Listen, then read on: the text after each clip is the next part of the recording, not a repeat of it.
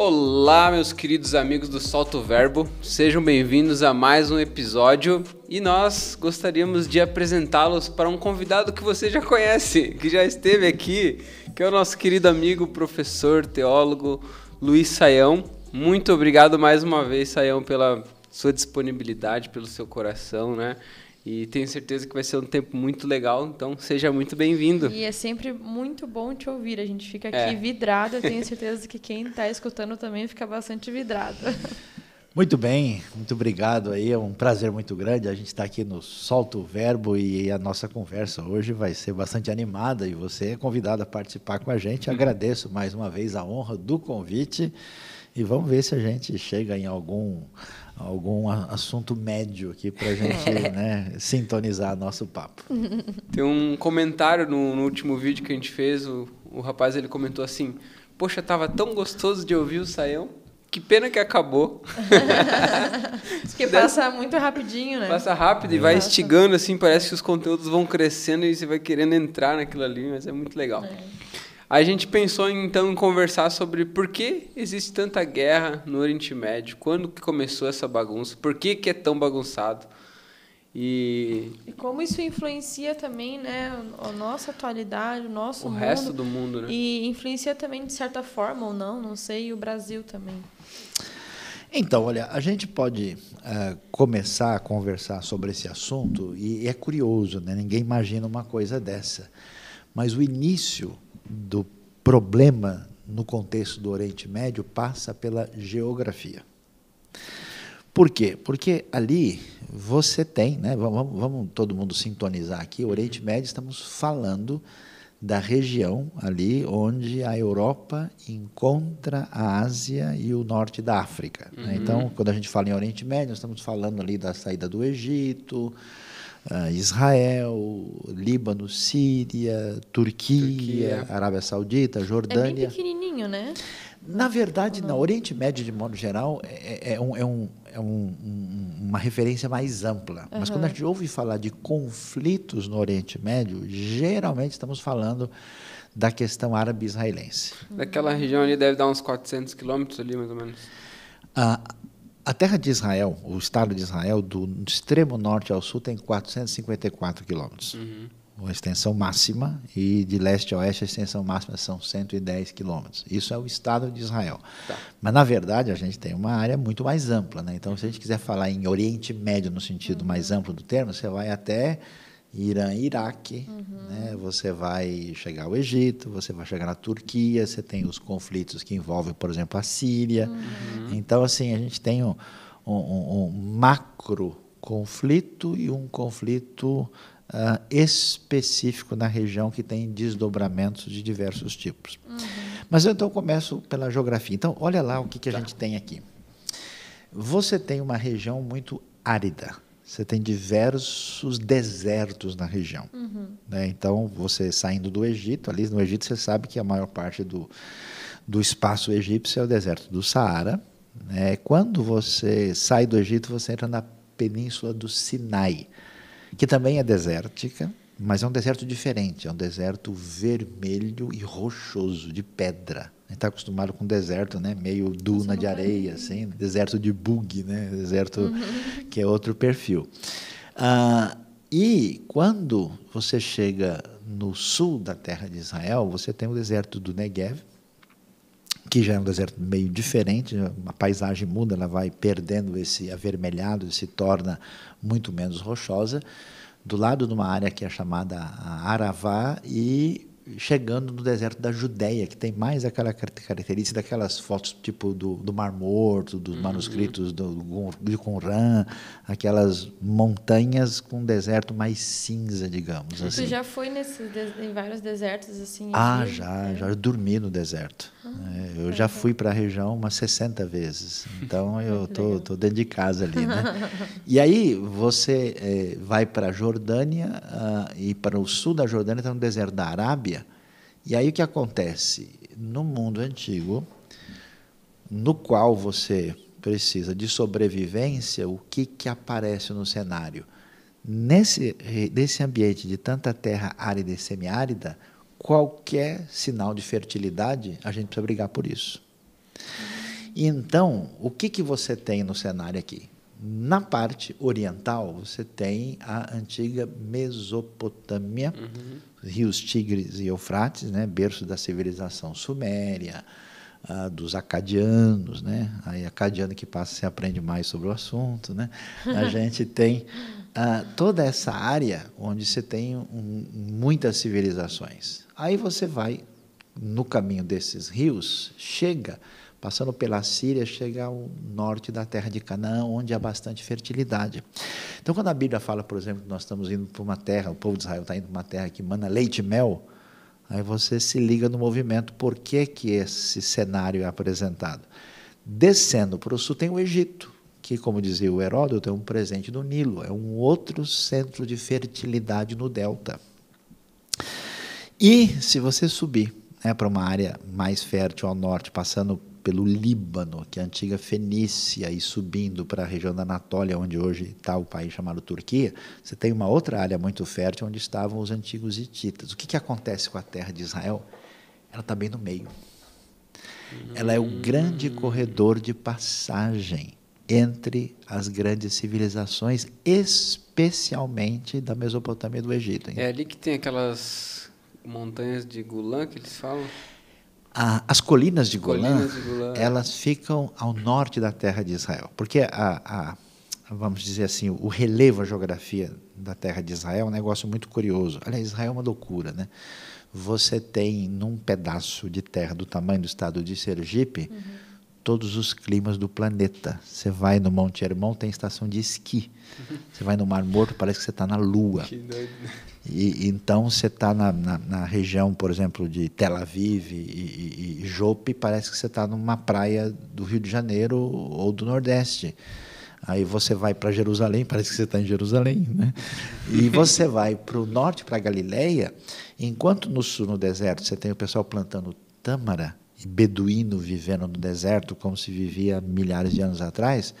No norte da Galileia se planta morango, maçã, pera, tem clima igual de lugares da Europa.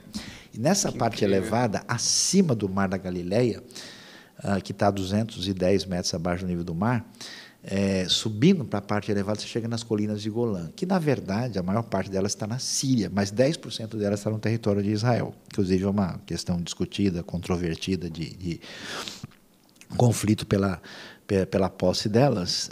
Tem muita nascente ali, né? Tem nascente de água. Inclusive, o rio Jordão vem de lá. Né? Jordão, Yarden, em hebraico, do verbo yarad, é aquele que desce. Vem da neve derretida do Monte Hermon e dessas nascentes de água que vem descendo. Então, quer dizer, pensa no mundo antigo, mundo nômade pastoril, né? Onde o pessoal está ali com ovelhinhas e cabras tentando procurar um pouquinho de verde para sobreviver. E nos polos das grandes civilizações, então, o caminho é passar por ali. Então, a questão não é que está tendo conflito no Oriente Médio ou na região da terra de Canaã, de Israel, Palestina, nunca deixou de haver. Sempre foi uma região... É lá de trás, né? Por causa do fato de que quem domina aquele espaço não só está nesse ambiente de tanta aridez em volta, como você está no ponto central do mundo antigo. É uma questão geopolítica. E sabe mais o que é interessante? Por que não aprendemos isso em geografia, né? No ensino médio tão legal, né? O mais interessante é que o centro da terra de Israel, onde você tem o melhor ponto de controle e observação, é a cidade de Megido, onde está o famoso vale do Armagedon, que é o vale de Jezreel. Por isso que ele aparece em Apocalipse. Porque quem domina ali, Salomão, foi o primeiro assim na Bíblia a ser mencionado como alguém que controla Megido, 1 Reis, capítulo 9, verso 15, né? Você tem aí, então, essa dimensão. Então, essa realidade geográfica, essa realidade do cenário, do relevo, da questão da aridez, dos desertos e da posição é fundamental. Então, todo mundo quer controlar a região. E não existe outro lugar do mundo parecido com isso? Olha, até tem.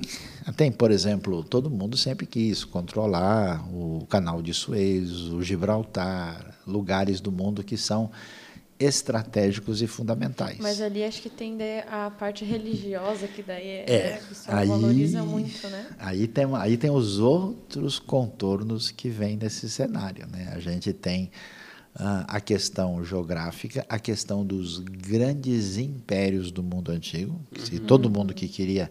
Então, o que você tem na história aí, né? Você tem, por exemplo, olha como a coisa não é difícil da gente entender, né? Você tem um domínio da região dos egípcios. Antigo, a gente tem vários lugares em Israel onde você tem ruínas egípcias, desde o norte até o sul. Especialmente a partir do século XV a.C., as incursões egípcias na região aumentaram muito. Ao mesmo tempo, os antigos hititas, que a galera não conhece muito, né, mas mandaram um abraço para todo mundo aqui, né, eles também lutaram. A primeira batalha que tem registro na humanidade, onde realmente, digamos assim, o bicho pegou, foi a Batalha de Kadesh, por volta de 1260 a.C. E essa batalha vai terminar com um tratado de paz entre Hattusílis III e Ramsés II, em 1260 a.C., no Tratado de Kadesh. Eles acharam o tratado, que é o primeiro tratado de paz, está no Museu Arqueológico de Istambul.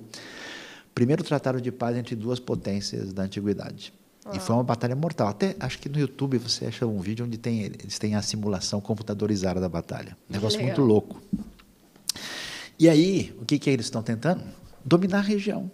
Esse espaço, então, as potências antigas, você tem o Egito, você tem a chegada dos hititas. Aí o que acontece? Quando acontece essa batalha e há uma certa, vamos dizer, fragilidade no mundo antigo, é quando o reino de Israel sobe.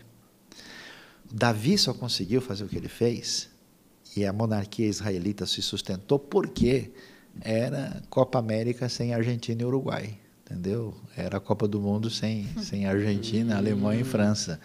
A coisa estava muito... Pode terminar, desculpa. Então, você tinha um ambiente tranquilo. Quando surgem as novas potências, a Síria no século VIII, Babilônia no século VII, aí que acontece? A terra fica sob domínio. Assírio no norte, depois Babilônia, depois Pérsia, depois Grécia, depois Roma, depois o Império Bizantino, depois presença islâmica árabe antiga, depois cruzados, depois dos cruzados o domínio mameluco muçulmano, depois turco-otomano, depois britânico, depois o Estado de Israel. Ou seja, nunca o negócio ficou sossegado por causa desse lance político. E eu fico agora pensando assim, né? Porque, para mim, parece que sempre Israel é mais especial, né? Só que daí, quando eu vejo, depois, com o Novo Testamento, com Jesus, eu fico pensando... para mim é meio estranho assimilar isso, porque... Israel era para ser uma vitrine para as outras nações, né? Então, eu fico pensando, será que hoje ainda Israel é mais especial que os outros? Tem alguma especialidade nisso? E para mim, mas para mim soa estranho, porque Deus criou tudo, né? Tipo, parece que deu errado, né? Tipo, Deus queria fazer um negócio em Israel para ele ser um exemplo para o resto do mundo e até hoje não parece que não rolou, assim, né? Será que ser algo especial ainda cabe para os dias de hoje, depois da nova aliança em Cristo Jesus? Porque me parece estranho, tipo, Deus ter um preferido lá, sabe? Então, essa é uma questão fundamental. Vamos conversar sobre isso e eu vou falar um pouquinho assim, sobre os desdobramentos do cenário religioso para o pessoal entender, né? Até porque aí eu vou entrar nesse assunto. Então, o que acontece? Esse elemento de disputa por ser uma região favorável de fertilidade e de bem-estar e de posicionamento estratégico que tem a ver com a cobiça das nações poderosas, ele tem um fator mais, vamos dizer, problematizador com os chamados desdobramentos religiosos. Então, o que rola ali? Quando você lê o Antigo Testamento e depois pega a tradição judaica, você tem a nítida definição no texto que a terra é a terra prometida dada por Deus quando os patriarcas tinham saído de lá, e aí voltam, e Deus traz um juízo sobre os cananeus e os israelitas tomam posse da terra. Deus prometeu a Abraão descendência, bênção e terra. E aí, nesse cenário da terra, Jerusalém ganha um papel especial. É chamado do lugar, né, que o Senhor escolheu para colocar ali o seu nome. Grande é o Senhor, muito digno de ser louvado, a cidade do nosso Deus, seu santo monte, alto e sobrancelha, a alegria de toda a terra, né? A cidade de Sião. E na parte mais elevada da cidade, você tem o chamado Monte Moriá, né, que é citado em Gênesis 22. Era o lugar onde estava a eira de Araúna, o Jebuseu, que Davi vai comprar, e Davi quer construir o templo, Deus não permite, Salomão constrói depois, então é o lugar do templo, é o lugar que, segundo Crônicas 3, verso 1, menciona explicitamente, e aí então você tem todo um espaço especial, e o templo é construído, ele é reconstruído depois, ele é gigantescamente ampliado na época do Herodes no Novo Testamento, e depois é destruído pelos romanos.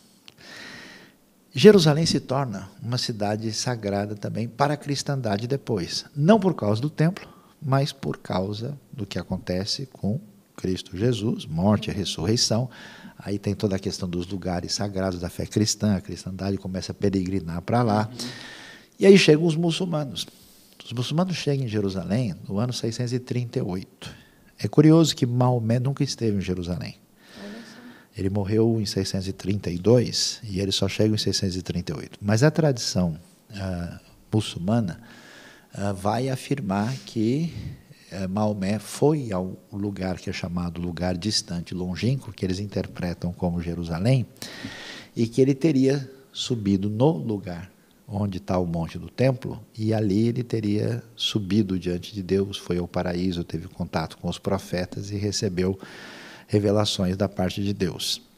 E, portanto,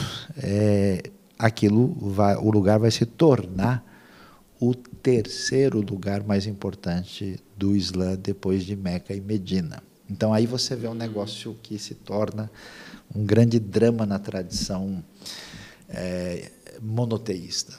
Um espaço importante para a cristandade, apesar de não ter o mesmo papel, né, muito valioso e incondicional para a tradição judaica, né, e fora da Bíblia, a tradição judaica ainda coloca isso como uma coisa muito mais forte.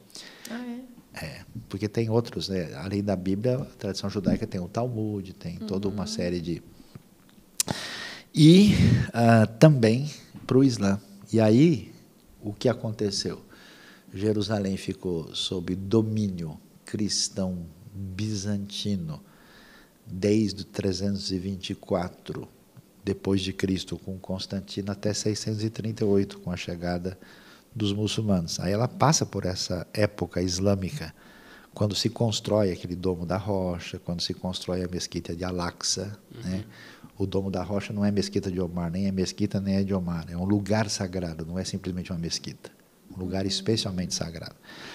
E aí, com isso, os cruzados chegam e tomam o lugar de volta. Isso acontece em 1099. E dominam Jerusalém até 1187, quando eles são derrotados pelo famoso Saladino, né? Aliás, o Saladino não era vegano, era só o nome dele mesmo, né? Saladino, então, conquista em 1187, Batalha dos Chifres de Hittim, né, no verão, e aí Jerusalém passa a estar sob domínio, vamos dizer, árabe-islâmico, apesar que quem domina são os chamados mamelucos do Egito. E isso permanece até a chegada dos turcos, que são outra coisa, nada a ver com os árabes, que são muçulmanos também, mas de um perfil um pouco diferente, vão dominar por 400 anos. Então, o que acontece? Nos últimos anos, essa situação, com a volta do domínio de Israel do cenário, como Israel tendo a administração sobre Jerusalém, então essa coisa ficou bastante acirrada e acontece o que a gente observa hoje. Agora, com relação... Okay. Uma coisinha, eu lembrei agora você falando. Uma vez eu li num livro, mas já faz um tempo, que era sobre... Falava sobre, enfim, essa parte judaica, e daí eles falaram que ali Israel, Jerusalém, durante vários anos, eles sempre assim foram destruídos e se levantaram, destruídos, se levantaram, destruídos, se levantaram. E eles trouxeram bem essa parte, por isso que Israel era tão assim, especial, porque Deus prometeu lá atrás que teria terra, que teria descendência, que seria, né, bem fértil, e por mais bem abençoado, e por mais que eles sempre eram destruídos, eles sempre se levantavam. E ao longo da história a gente vê como o povo judeu se restituiu, assim, uma coisa que outros povos não conseguiam, alguns, mas os judeus, eles, tanto essa parte financeira, né, como eles era destruído, mas depois eles conseguiam tudo novamente, assim. E o pessoal vai atrelar isso, essa prosperidade que existe ali, né? E é isso que eu fiquei com essa pulga, né? Mas por que parece que lá é mais especial, então? Vamos lá. É curioso, porque o que a gente tem na Bíblia? É verdade que Deus escolhe Israel? Sim. E quando a gente ouve falar em escolha, a gente já se ressente. Né? Poxa, por que o outro ficou de fora? A resposta é relativamente simples. Né? Ninguém começa a fazer uma operação por todas as partes do corpo. Tem que começar de algum lugar. É impossível, né, iniciar qualquer processo pelo inteiro. Você tem um ponto de partida. E quando Deus vai fazer, digamos, a escolha de Israel, aparecem algumas coisas interessantes no texto. Deuteronômio 7 deixa isso claro. Deus diz: eu nunca escolhi vocês porque vocês fossem gente boa. Vocês não eram. Aliás, pelo contrário, Deus escolhe na contramão. Porque se Deus fosse entrar na análise da bolsa dos povos da época, ele ia pegar os assírios, os babilônios, os romanos, mas não, ele pegou um pessoal da terceira divisão. Era um povo, vamos dizer... Deus define a identidade do seu povo libertando da escravidão no Egito. Então, nunca Israel estaria nesse cenário. Tirou todo o antropocentrismo que poderia ser criado, né? Sim, e tem mais. Esse povo escolhido não é escolhido porque é especial e importante, não é escolhido porque tem algum diferencial peculiar, é escolhido em função dessa ação, vamos dizer, extraordinária da graça divina e com uma missão. Essa missão está clara quando você lê Êxodo 19, versos 5 e 6, que eles deveriam ser um reino de sacerdotes. O que é um sacerdote? Sacerdote é um mediador. Sacerdote é que estabelece, né, o meio de campo entre Deus e o homem. O profeta apresenta Deus ao homem, o sacerdote apresenta o homem a Deus. Simples assim. E Israel era para ser uma nação sacerdotal. Então é muito curioso que o pessoal que lê meio rápido assim o Antigo Testamento não percebe. No Antigo Testamento existe uma teologia missionária muito louca. Ao ponto do Salmo dizer coisas do tipo: cantai entre as nações a sua glória, entre todos os povos as suas maravilhas. Então, nesse sentido, Israel recebe essa eleição com esse propósito, não para ser um fim em si mesmo, mas para ser porta-voz do Deus único que faz aliança entre as nações. Isso já aparece no Antigo Testamento. Por isso você vai ver figuras como Ruth, como Raabe, como Naamã, que são os gentios impressionados com esse Deus único que faz aliança. E isso aparece lá. Enxertados ao povo de Israel, né? Exatamente. Agora, qual é o papel das pessoas que Deus abençoa e faz aliança com elas? É chutar o balde e bagunçar tudo, por definição. Então, nesse paradigma, o povo de Deus sempre decepciona. Alguém sempre me pergunta: você acredita na igreja? Muito, porque os cristãos estão tentando destruí-la há 2000 anos e até hoje não conseguiram. Então, nesse sentido, por definição... Que coisa, né? Mas então, é para gente... o pecado. É para a gente perceber que quem de fato produz a salvação na história é o próprio Deus.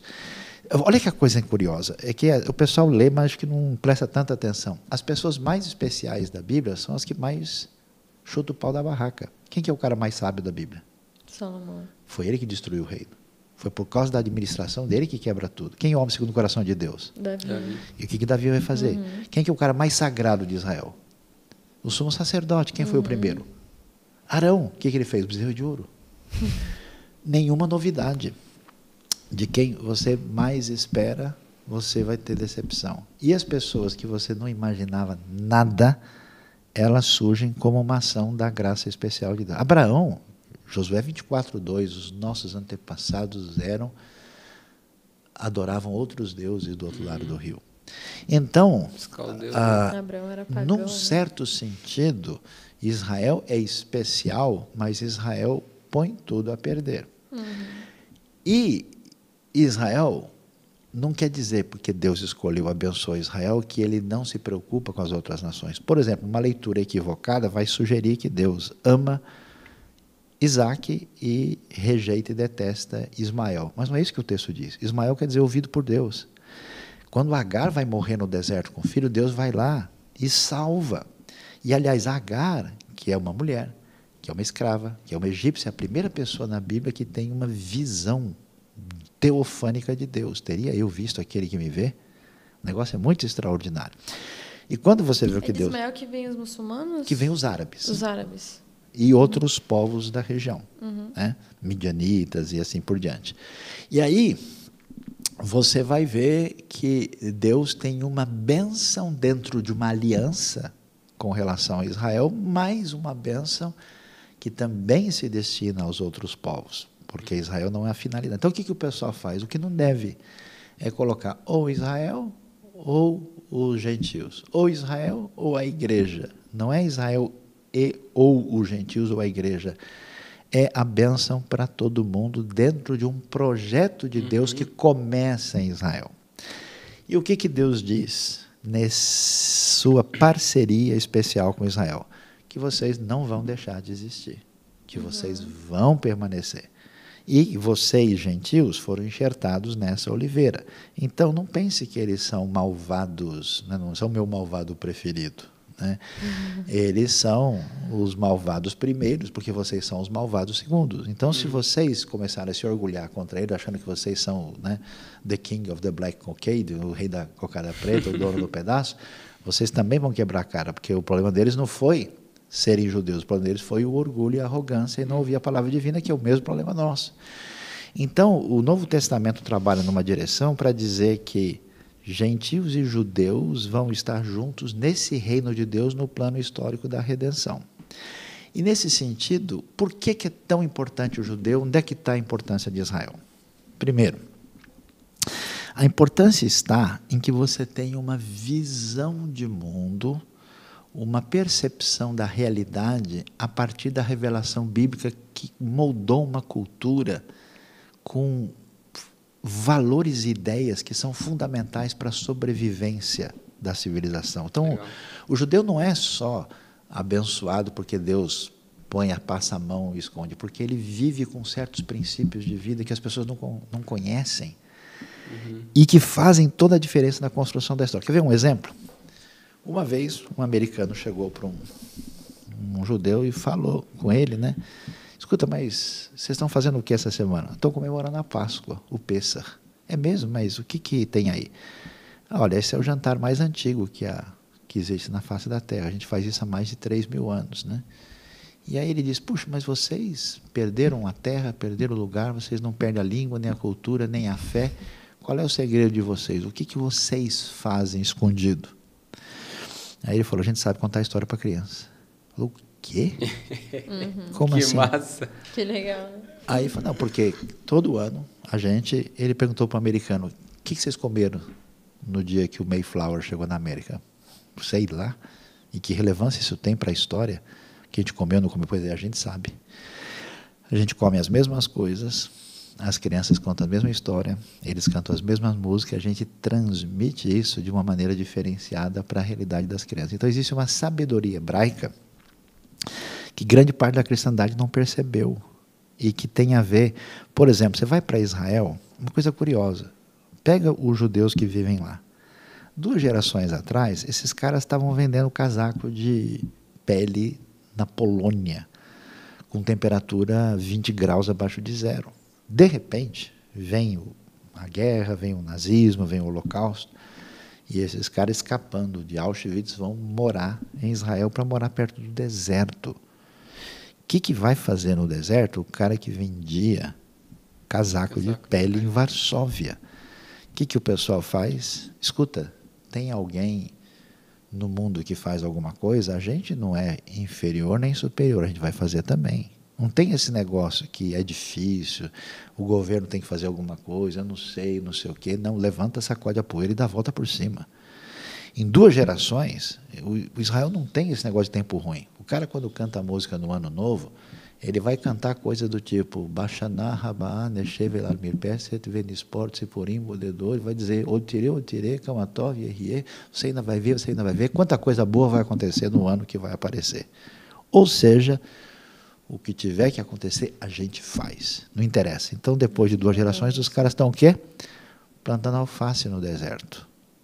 Em vez de achar que um destino, em vez de achar que o americano, o alemão, o japonês sabe fazer, a gente vai fazer melhor. Não se vitimizou, Em né? 2 gerações, Israel ultrapassa hoje, com todo o gasto de segurança, ultrapassa o Japão, a França e o Reino Unido em renda per capita. Uau.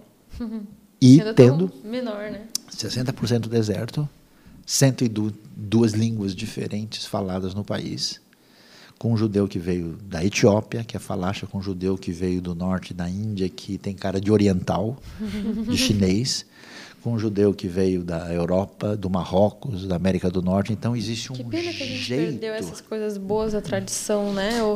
Ou esse amor também, esse amor pelo pertencimento, né? Do que eu faço parte, assim, né? Então, tem uma identidade muito nítida. Você pergunta para um judeu médio o que é o judaísmo, ele vai dizer para você é um estilo de vida, é uma maneira. Então, você não tem fatalismo, você tem uma ação concreta, você tem uma atitude de esperança e, por isso, você constrói. E um valor enorme dado para educação única. Então, assim, quando alguém diz, você é a favor de Israel? Eu falei, claro, porque os valores de Israel são os meus. Eu não sou a favor de uma sociedade tirânica, de uma sociedade onde um grupo religioso específico põe a faca na cabeça de todo mundo e manda o pessoal ficar quieto. Não, a maneira de proceder é assim. Então, aí você vê, né? Então, é muita bobagem, desculpa eu dizer isso. Você pensa, não, que os judeus são ricos. Os judeus não são ricos. Grande parte dos judeus de Israel vivem para sobreviver, especialmente os religiosos. Eles têm um orçamento limitado. Existem alguns judeus ricos no mundo, assim como existem alguns alemães ricos no mundo, brasileiros ricos no mundo, chineses. A ideia que eu tinha era diferente. Né? Mas isso o que é? É a postura que se desenvolveu, que enraizou o antissemitismo, porque, presta atenção, o americano ganha dinheiro e fica rico, fala, puxa, o cara é competente. O alemão, o japonês, o chinês, seja quem for, aí todo mundo bate palma. O judeu ganhou dinheiro, ixi, o cara deve ter feito algum esquema com o banco, ele deve ter feito algum... Sendo que boa parte do sucesso judaico no mundo é ciência, é Albert Sabin, é Albert Einstein. E aí é uma coisa que surgiu por causa da Europa antissemita, que tinha que tipo de atitude? Os judeus sendo malditos, porque associavam o fato indevido de que se líderes religiosos de Jerusalém entregaram Jesus para morrer na mão dos romanos, então todos os judeus são culpados pela morte de Cristo e devem ser odiados para sempre. Esse tipo de pensamento vigorou, especialmente na Europa medieval, e os judeus eram proibidos de ter terra.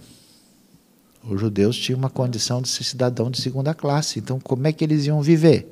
Eles eram contadores, eles eram profissionais liberais, eles eram tradutores, faziam uma ponte entre o mundo islâmico e o mundo cristão, e eles tinham que estar preparados para fugir, porque amanhã o rei chega e diz, olha, eu não gosto mais de você, e eu preciso ter o quê? Preciso ter um pedaço de ouro, eu preciso ter algum recurso que eu possa fugir da noite para o dia. Então, é verdade que os judeus se envolveram com ouro, com diamantes, mas por sobrevivência. Né? Hoje... E também é uma coisa temporal, né? Não, com certeza.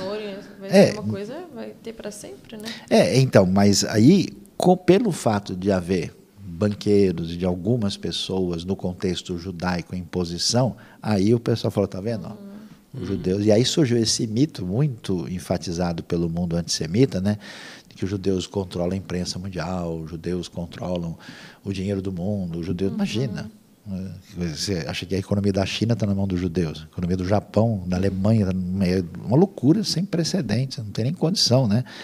Em Israel, a gente brinca dizendo o seguinte, você quer fazer uma pequena fortuna em Israel? Muito simples, traga uma grande fortuna de fora e traga aqui para dentro. A vida é difícil para você sobreviver num lugar como aquele. Né? Porque esse lance de não se vitimizar, duas coisas que você falou que me chamam muita atenção. não vou me vitimizar porque o meu pai não é rico, porque eu sofri tal coisa. Não vou ficar olhando para o passado e chorar, mas eu vou lembrar as coisas boas que aconteceram, de quantas vezes a gente se levantou, e eu vou manter os ensinamentos que meus pais me deram. Isso é um negócio que a gente vê mais no interior. Por exemplo, a gente estava morando em Curitiba e a gente foi morar agora em Mafra. E Mafra tem uma região do interior bem, bem forte, assim, né? O pessoal planta soja, milho, feijão. E um rapaz estava lá em casa conversando com a gente, o Eloy. Ele falou, não, porque tal ano eu estava lá, eu fazia carvão e tal, eu já trabalhei fazendo carvão, papapá. Ah, beleza, o cara sabe fazer carvão. E daí daqui a pouco ele falou, não, porque eu estava vacinando as vacas e não sei o quê, vacinei e tal, eu cuido das vacas. Então você é tipo um veterinário? Eu falei, eu sou tipo um veterinário, nunca fez nenhum curso. Beleza. Daqui a pouco ele já falou outra coisa, eu falei, meu Deus, mas esse homem faz tudo, sabe? E sabe mexer com marcenaria e tal. Parece que não, na cabeça desse povo, eu consigo fazer. Me dá aqui, me ensina que eu faço. Eu não foco só em fazer um curso, uma formação e só saber fazer aquilo, né? Eu faço o que tem que ser feito. Então, mas isso a vida, né? Entrou em grande parte no ambiente europeu pela influência protestante. Você vê, por exemplo, a Europa do Norte e Central, ela era muito atrasada e inferior à Europa greco-romana. Mas a coisa inverteu.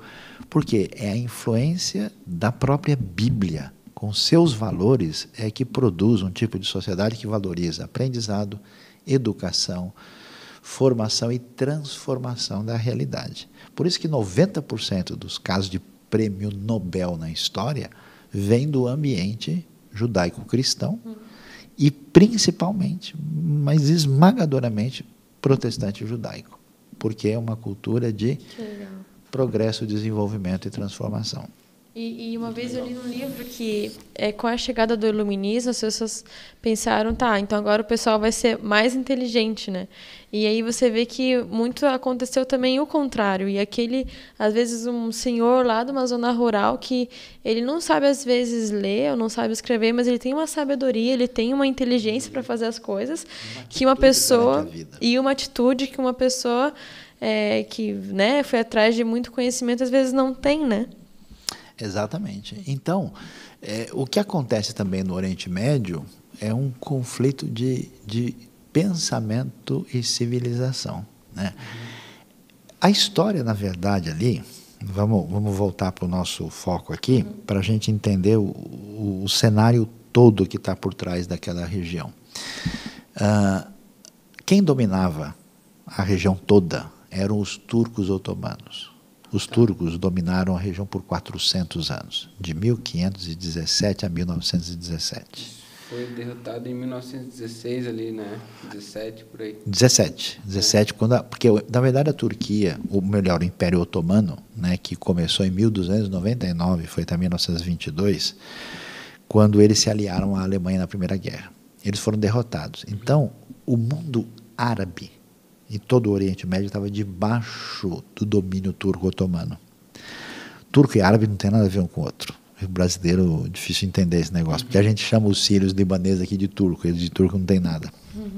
Os árabes são parentes dos judeus, eles são semitas, os turcos vieram da Ásia Central, perto da China, e tem uma origem mongólica originalmente, primeira.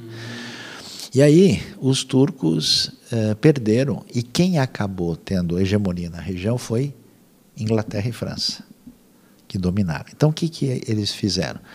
A terra de Israel... Um pouquinho da Itália e da Rússia ali? Então, a Itália e a Rússia entraram, mas não da mesma maneira. A Itália dominou a Líbia, dominou a Abissínia, teve uma presença de Itália, Rússia e Grécia na luta contra os otomanos, quando eles são derrotados, até que surge a Turquia moderna, em 1923, com o Mustafa Kemal, chamado Atatürk, que é o pai da Turquia moderna.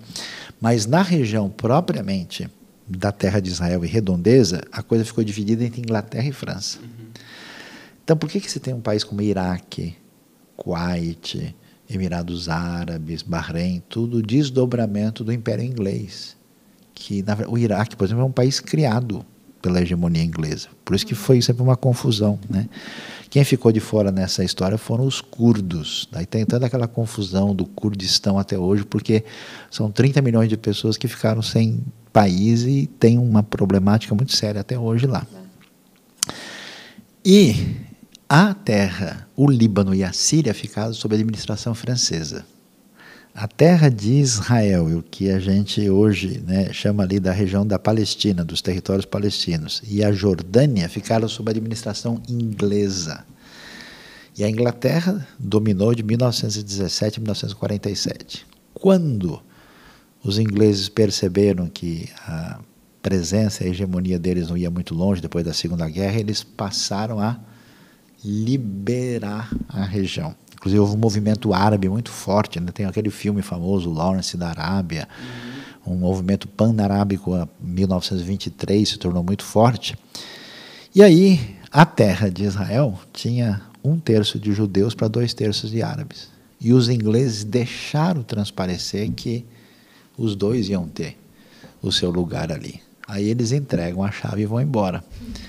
E os judeus, depois de terem passado pelo que aconteceu no Holocausto, fugindo da Europa para tentar sobreviver, chegaram em números maiores nesse período e se estabeleceram, e muitos árabes também, por causa da presença britânica, saíram de outros lugares e se concentraram. Aí surgiu o plano de partilha da ONU em novembro de 1947.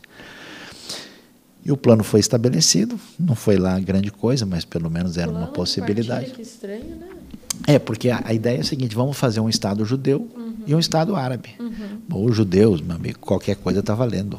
Entre sair do interior da Polônia e fugir do que foi Auschwitz e morar no deserto do Negev, está valendo. Então os judeus aceitaram. E os árabes de jeito nenhum. Os árabes não negociaram. E quando eles não negociaram, o que aconteceu? Quando os judeus começaram a se estabelecer, houve então um ataque árabe para que o Estado de Israel não se estabelecesse. E Israel milagrosamente se sustentou e conseguiu permanecer, né? Isso no calendário ocidental, isso é comemorado agora semana que vem, 14 de maio. No calendário hebraico já foi, Yom Ha'atzmaut, né?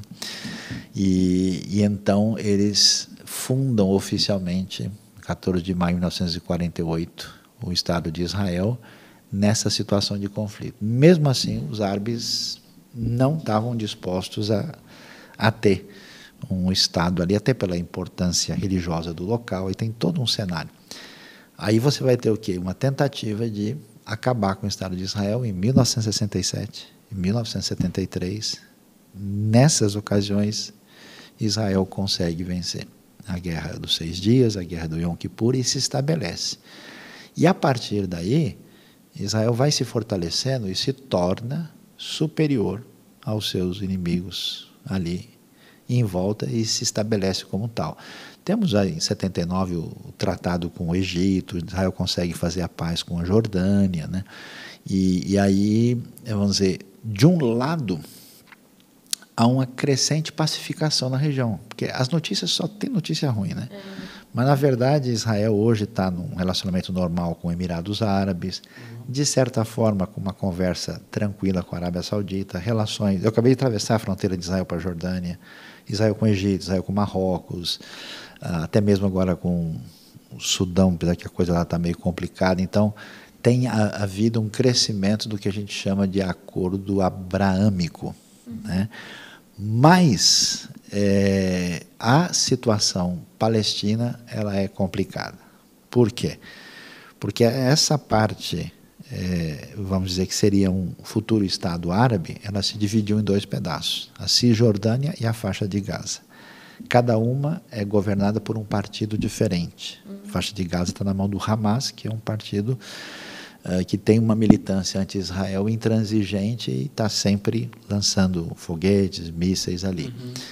A Cisjordânia é mais tranquila, durante grande parte da sua história é governada pelo Fatah, né, herança lá do Yasser Arafat, e a coisa ela é complicada. Por quê? Porque Israel não abre mão, em função do acordo que eles tiveram em Oslo, de que a prioridade da segurança é maior. Então, vamos dizer, existe uma autoridade palestina com uma liberdade administrativa, mas não militar. Israel não permite enquanto não houver uma paz absoluta por causa da sua própria sobrevivência. Se você estiver na região elevada da Cisjordânia, da Palestina, para você jogar uma bomba ou um avião até Tel Aviv, são 9 minutos. Então Israel diz, não, peraí, do jeito que o pessoal está animado para jogar a gente no mar, a gente não está disposto a conversar sobre isso nesses termos, né? Sim.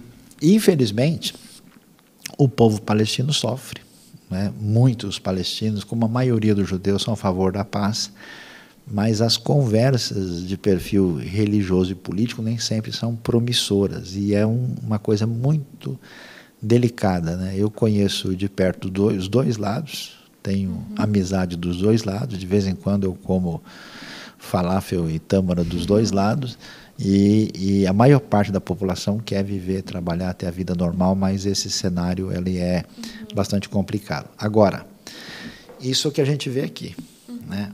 Por trás desse cenário você tem o quê? As megapotências, Estados Unidos e Rússia, elas têm os seus interesses na região. Então, eles são atores importantes por trás desse cenário. Não tem só conflito ali. Os conflitos na Síria, os conflitos no interior da Turquia com os curdos, as coisas que acontecem no Iraque, o conflito Arábia Saudita com o Iêmen, tem outros desdobramentos e alguns que a gente não conhece bem. Um deles é o conflito de sunitas e xiitas. A maioria dos muçulmanos são sunitas, a minoria é xiita. Onde predomina o xiita? No Irã. Então, pouca gente entende, por exemplo, que existe uma rivalidade hoje muito maior entre Arábia Saudita e Irã do que entre Arábia Saudita e Israel. O conflito é muito forte, porque, tirando os grandes atores internacionais maiores, Estados Unidos e Rússia com seus interesses geopolíticos, e hoje também a China vem aparecendo nesse cenário, você tem ali três que querem dar as cartas na região, que são Turquia, Irã e Arábia Saudita. A Arábia Saudita é dona de muito petróleo, é dona de Meca e Medina, e vamos dizer, o centro de domínio maior do islamismo sunita. O Irã não, o Irã é xiita. É interessante que a Arábia Saudita não está muito interessada em Jerusalém. Por quê? Porque tem Meca e Medina. Quem quer Jerusalém, ou pelo menos afirma assim, são exatamente os iranianos e os turcos, que não são árabes e não tem nada a ver com o cenário. Os turcos são outra cultura, outra civilização, e têm uma atitude curiosa. Eles têm um relacionamento normal com Israel. Você tem 7 voos diários de Istambul para Tel Aviv, mas toda hora tem uma atitude crítica, negativa, muitas vezes agressiva em relação a qualquer coisa que Israel faça, né?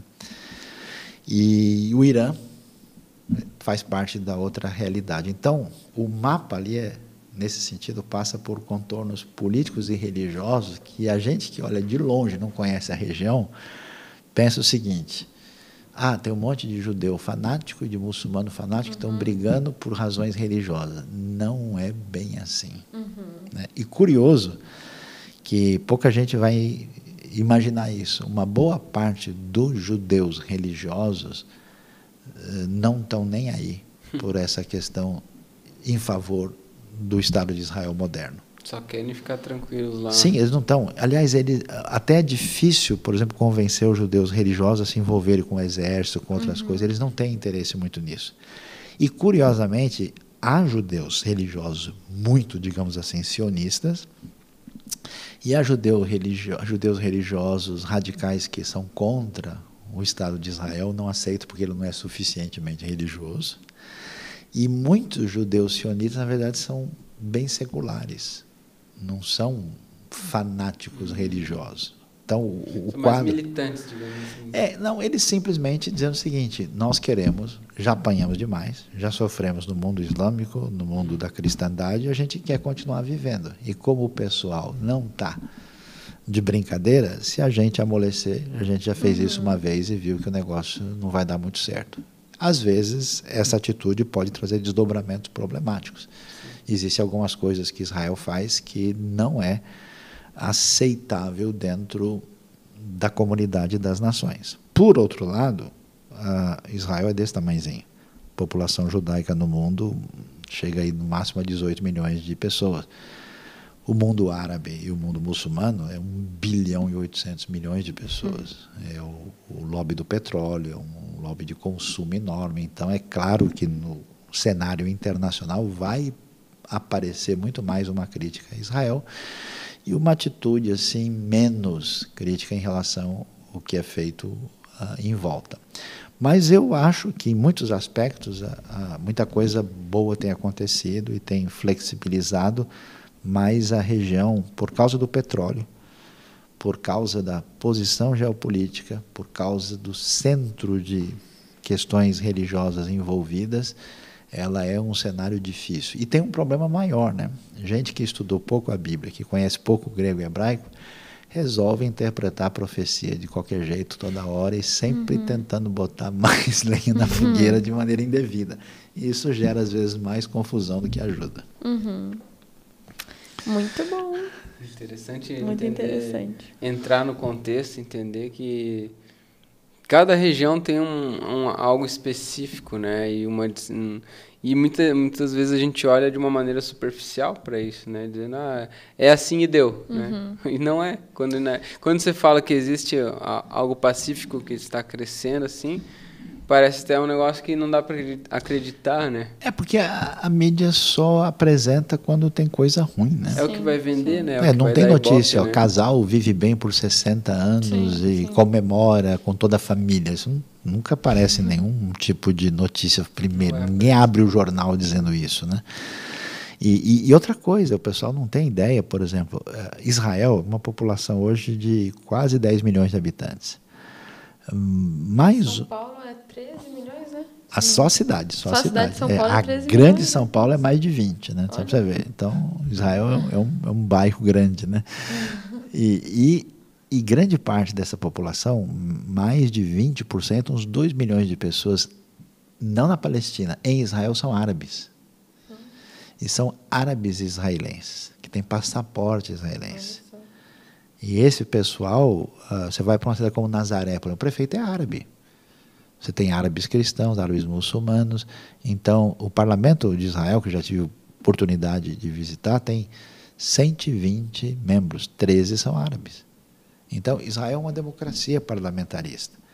E isso pouca gente sabe. Imagina que existe judeu de um lado. Por que existe, vamos dizer, a Palestina, como ela se configurou? Porque esse pessoal diz, nós não vamos dividir espaço para viver junto com os judeus. Nós queremos o nosso Estado à parte. E aí delimitar qual que é nosso, qual que não é que é o grande problema, o grande conflito. Então, se você sai de Israel e entra nos territórios, você está na Palestina. Esses palestinos não são israelenses. Eles têm um passaporte, um documento ligado à autoridade palestina e só entram em Israel mediante permissão de fazer. Se você quer uma autonomia, um Estado, você tem que passar pela fronteira, porque você não está na outra. E em Israel você tem um grande grupo de árabes que são cidadãos israelenses e que estão num patamar, e alguns deles se sentem bem distanciados dessa realidade, desse outro ambiente lá. Eu queria fazer uma última pergunta, não tem agora tanto a ver com isso, mas acabei me lembrando. Se tem alguma relação, eu sempre pesquisei um pouco sobre tráfico humano, né? E a gente vê que bastante tem ali na Turquia, nessa região, né? Tem alguma coisa a ver? Tipo assim, o porquê disso? Por que é naquela região? Olha, eu estou envolvido diretamente com um ministério chamado Dignitate, que luta contra o tráfico humano. O tráfico humano é uma desgraça, um desastre. A gente até fez um programa específico na Transmundial aí, né, entre a Bíblia e o jornal tratando disso. O negócio é uma praga mundial. Isso está em toda parte hoje. E aí nós temos 2 cenários distintos. Em Israel, graças a Deus, é muito difícil acontecer isso. Até porque, como Israel tem um esquema de segurança muito forte, Não pode deixar ninguém entrar e sair sem mais nem menos. Então é muito difícil. Porque ali no leste europeu, na Turquia, nessa região. Então, nós temos 3 elementos aí que precisam ser considerados. O primeiro é o tráfico humano voltado para imigrantes ilegais que querem chegar na Europa. Como você tem a tragédia que envolve a guerra da Síria, então você tem milhares de refugiados sírios e até mesmo ainda alguma coisa que veio do Iraque, daquela região, e ali, infelizmente, tem muito a ver com a presença russa na região também. Esses refugiados da África, do norte da África, tentam entrar na Europa de qualquer jeito. Então, eles chegam pelo Mediterrâneo, ou, para você vir dessa região do Oriente Médio para chegar na Europa, o caminho é Turquia. A Turquia está no meio do caminho. Então, por isso, passa muita coisa por ali. E quando você está no litoral da Turquia, perto do litoral tem algumas ilhas que são ilhas gregas. Então, para o sujeito contrabandear um grupo de pessoas para jogar dentro de uma ilha grega, para depois da ilha grega o sujeito entrar na Grécia e, portanto, ele está na Europa, é uma realidade que acontece. Então, parte desse tráfico é tráfico de pessoas que caem na mão de um indivíduo que chega, não, você me paga tanto, eu deixo você na Europa e você se livre daqui, depois lá você entra, né? A gente não sabe aí todos os elementos envolvidos disso. O outro elemento complicado que surge nesse cenário é o tráfico ligado à questão da prostituição. E aí o que acontece? Você tem gente da Ásia Central, gente do antigo leste europeu em vários lugares, que é gente assim, traficada para a indústria da perversidade e da promiscuidade que existe principalmente na Europa Ocidental e em outros lugares. Nesse caso, eles sequestram ou compram, entendeu? Até crianças, adolescentes, de uma maneira criminosa e realmente grave. E, mais assustador, em alguns casos, esse tipo de coisa envolve tráfico humano para um tipo de praticamente escravidão ou semi-escravidão. Quando você pega a pessoa, você vai num lugar, num país de extrema pobreza, a pessoa pode comprar crianças ou adolescentes e levar lá para... Compra fácil, né?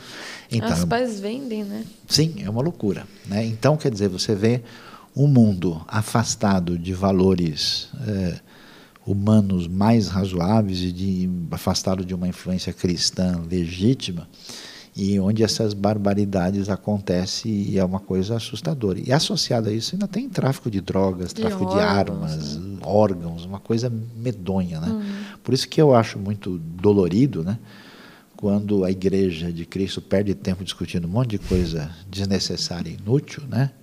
Para que lado que o cara tem que pentear o cabelo para ele ser mais amado por Deus, né? E enquanto coisas dessa natureza estão acontecendo e o pessoal está discutindo sei lá o quê. Sim. Mas por que será que tem essa de ser nessa região? Porque você tem uma população fragilizada, você tem uma população de extrema pobreza e dificuldade, porque você tem uma estrutura familiar danificada e prejudicada, e porque o pessoal está num cenário onde esses valores foram tão prejudicados que é a coisa mais fácil você entrar lá e fazer um negócio desse tipo, né? Se você entra num ambiente onde você tem famílias fortes, filhos cuidados, quem que vai conseguir pegar? Não? Agora, você tem uma família que está lutando para sobreviver, uma situação de indefinição total e crianças largadas, se acontecer... tem um canal no YouTube Sobrevivendo na Turquia. É um canal bem famoso que fala só sobre o tráfico, né? E, assim, todas as histórias que você vê lá é sempre a mesma coisa, sem estrutura familiar. Sempre, sim. Né? Então, porque a questão da Turquia é pela posição geográfica. Eu acho muito improvável que eles consigam fazer isso. Tinha até aquela novela, né, antigamente na Globo, que eles fizeram uma mulher que foi traficada para a Turquia, né? Eu acho muito improvável que isso aconteça com crianças turcas. Muito improvável. Mas como a posição geográfica, em função de uma série de cenários, é um caminho que pode fazer ponte para diversos, que a Turquia está no ponto central ali do do contato com esses lugares mais prejudicados. Até tinha uma vez eu vi uma entrevista, tá no YouTube, de uma das mulheres que mais traficou bebês aqui do Brasil. E ela falou que ela vendia muitos bebês para Israel, até, os israelitas, principalmente da região ali de Itajaí, em Santa Catarina. Eu cheguei a ver alguma coisa. Azul. Tu viu já? Eu cheguei a ver alguma coisa. Olha, isso pode acontecer, acontece, e até é impressionante que ela tenha. Não seria uma coisa tão simples, tão fácil assim. Mas isso é um fenômeno que tem a ver com casais que não têm filhos e que têm recursos, têm possibilidades e saem procurando. E o Brasil é um dos lugares procurados, porque o brasileiro é a cara do mundo, né? Qualquer cara que tem no planeta tem aqui. Então, se a pessoa tem qualquer tipo de solicitação, vai encontrar aqui. Mas não é, apesar de ter acontecido uma coisa dessa, como ela apresentou, não é uma coisa tão comum na região. Mas Israel, nesse sentido hoje, parte de Israel é uma sociedade secularizada.